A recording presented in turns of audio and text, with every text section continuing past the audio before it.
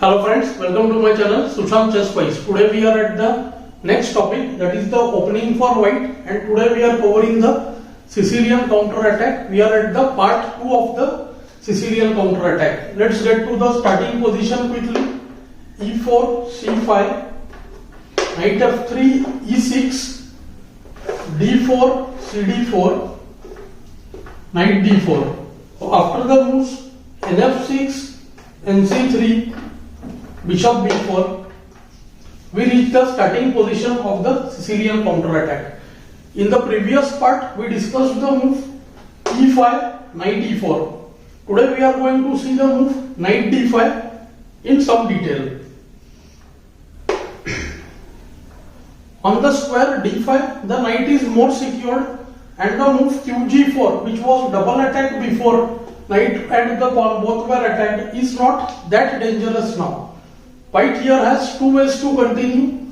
Those who are keen to take the material and ready to hold the position for some time can still continue with the move Queen G4.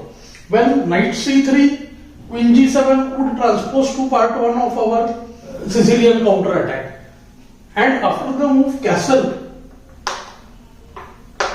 which actually is a somewhat, we can say, reasonable exchange sacrifice by black. After bishop h6, black has to play g6. Then after bishop into f8, queen f8, the queen is trying to become active from the c5 square. And we see that there is no direct threat on the black king side, and black can try to snatch the initiative. White has to play very carefully here. White can protect the c3 knight. When after some more attack, he can play the move knight d2. Soon white can consolidate with the move a3, force the bishop back, consider doing long castle, and white is actually better here, of course, but we can say that for some time his position will remain a bit passive. But those who want to go for this line, they have to look no further. We will not require too much preparation, and white is good to go here. Otherwise, we will look at the main move bd2, where white tries to create strong kingside attack on the black position. Those who are looking for a strong kingside attack, they should refrain the move qg4 right now. First put some difficult questions to them. So bd2, white simply protects c3 and he creates a threat. Now any move like castle just allows knight into d5, and after bd2 check qd2 ed5, we see that white has a very good position centrally. d5 pawn is isolated. White is about to castle now. Bishop can move to d3 or e2 squares. From e2 it can go to f3 and put pressure on d5. And we see that white is clearly better. So castle will be mistake here. Black is compelled to go for one of the three lines. Either he takes on c3 with bishop or knight, or he can try the move queen a5, putting further pressure on the c3 knight. So main move could be queen a5. It looks like a very good attempt.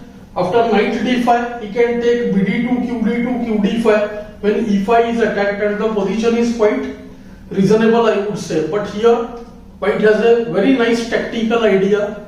He exploits black's early development of the queen and snatches the initiative. So nb3, attacking the queen, threatens d5, so the queen has no place on the rank now. nd5 is threatened, so that forces knight into c3, knight a5, knight d1, and here after bp4, we can say that after the positional sack on b2, white has grabbed the initiative. So after nb2, we force rook b1, and we see that this knight is in serious trouble now. Knight a4, then white has the very strong move knight c4, when knight d6 check is unstoppable. So there is threat of knight d6, king f8, then knight into c8, knight d6, king d8, then knight f7 check, winning the rook, and white is winning over here. So the only move b6, after which rook into b2, b into a5, and the bishop settles on the d6 square. This move is very important.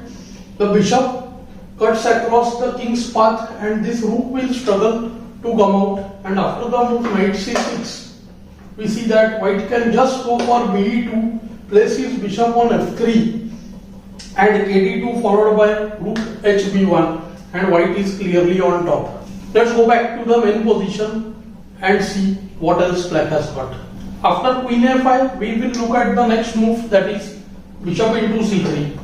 Black is ready to surrender the bishop and ruin white's pawn structure. But after the move bc3, we see that white is about to play c4, place his bishops on d3 and queen g4. And if he gets such a position, we can say that he is clearly on top of his game. After the move castle, white has a very interesting positional idea. He goes c4, knight e7. If the knight goes to b6, then bd3 followed by queen h5 will hand over a strong attack to white.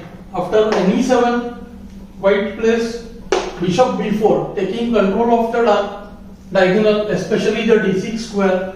And after the move knight c6, knight c6. After bc6, queen can come to d4, followed by bd3, rook d1, and white is clearly controlling and dominating the dark squares.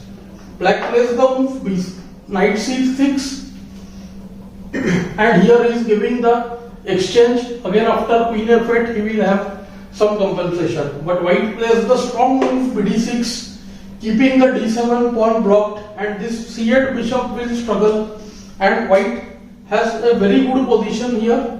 Many are worried about the move queen a5 check here, but after qd2, kd2, if we look at this endgame, we may say that the pawn structure is ruined, and we are also considered the right to castle.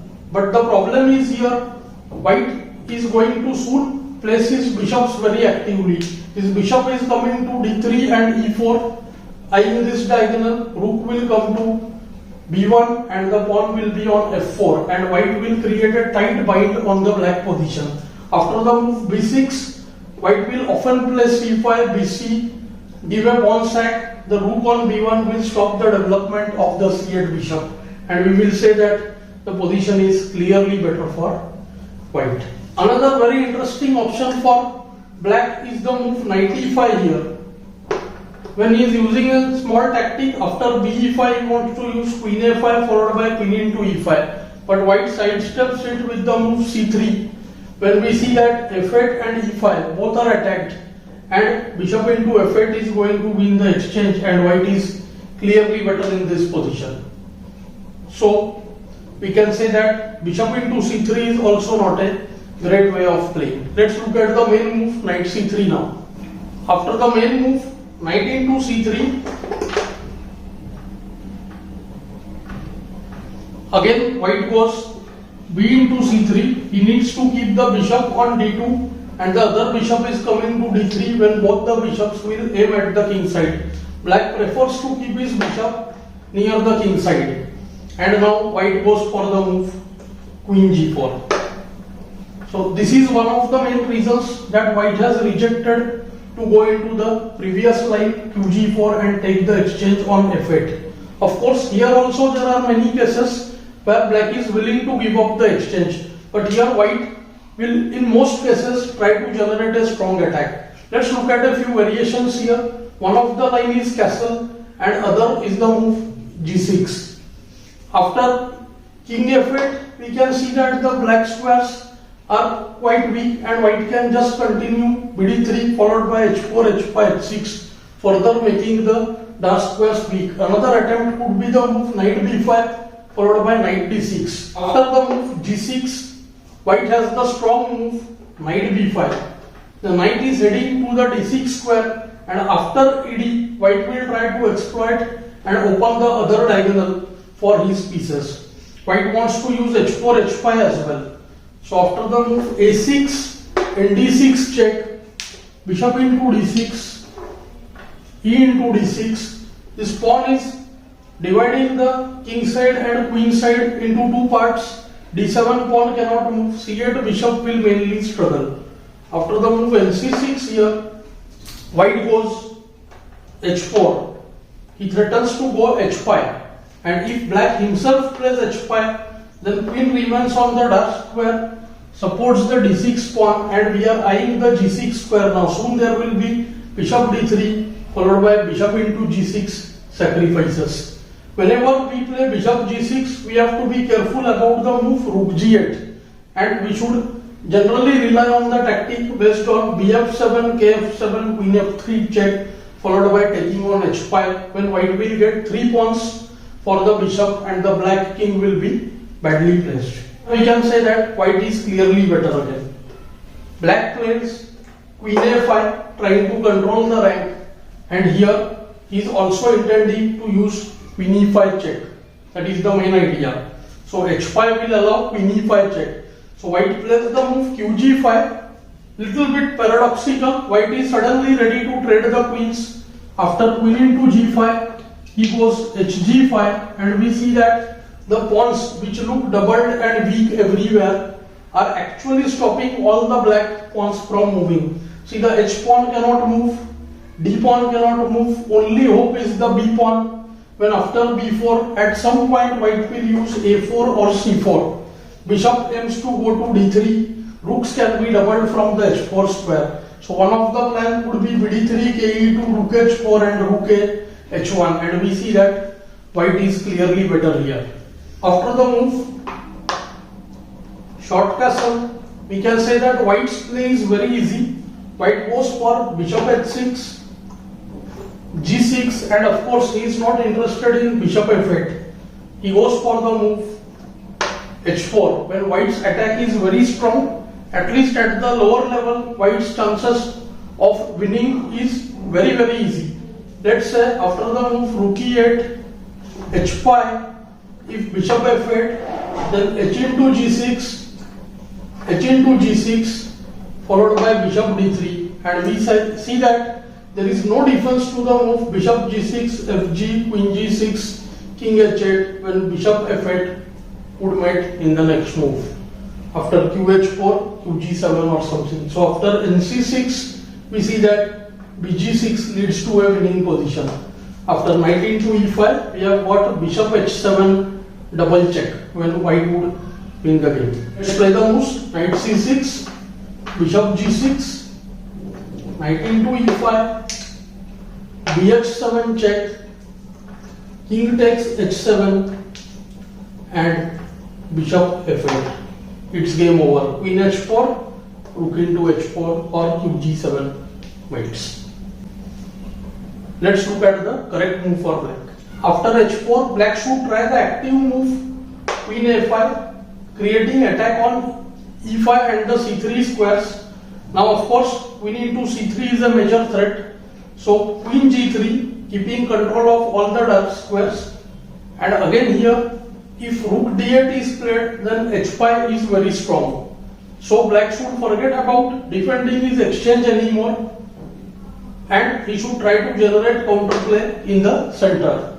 So after d6, ed, we should first note that the move bd6 looks very attractive and dangerous at first, but after queen into d6, queen c3 check, ke2, it is in fact black who is in serious danger now. Queen cannot take a1 because of queen f8 mate, and black has to play defensive chess now. nd7 protects f8 and white just protects the rook and brings it to the d5 where it will be possible to defend the position. Soon f3 and kf2 and the king will become safe, and we see that the knight on d7 cannot move and black is in losing position now. After ed6, black plays bishop f6, keeping his bishop on the long diagonal. Knight would come to the d7 square from where it can reach the c5 square. But we see that white has a very unusual move, long castle, which looks very dangerous and risky at first. But if we understand the white's plan properly, then we will know that white is actually close to a winning position. So after the move queen a2 here, white has h5, and when we see that there will be g followed by queen f4 when the position is winning. For instance, if rook d8, then hg, bd3 wins on the spot, bg6 is threatened, and after the move nd7, white can just do bd3 when again he is threatening hg followed by bishop into g6. If the knight moves, then white will use the move queen f4, say knight c5, then h into g, and the move queen f4, and it's game over. The dark squares are all controlled, f8 is attacked, f6 is attacked, and after the move of the bishop bg7, then bg7, kg7, queen h6 wins. Also white can consider the very strong move bg5, when after the trade of bishops, queen reaches g5 and the f6 square, and white wins. And also white is threatening queen h4. So this position is basically winning for white. So queen a2 is a blunder. After long castle, black has to play the move nd7, try to get his knight to the c5 square. But here also white is quick in his attack. After nd7, white continues h5, knight c5, queen f3, and we reach a decisive position over here. Because now nothing much can be done. If the bishop goes to g7, then bishop into g7, king g7, h6, kg8, queen f6, and white wins. And after bishop e5, white goes for bishop f8, king f8, h into g6, rook h7, and it's game over, and white wins the game.